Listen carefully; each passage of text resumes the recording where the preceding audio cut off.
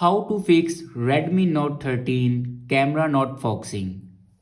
So let's start the video. First of all, open settings.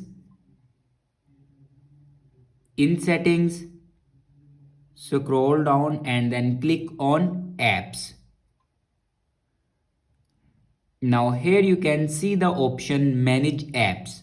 Now click on manage apps and then search here camera. Now here you can see the force stop option. Now here you can force stop your camera. After force stop your camera, then go back and click on system app settings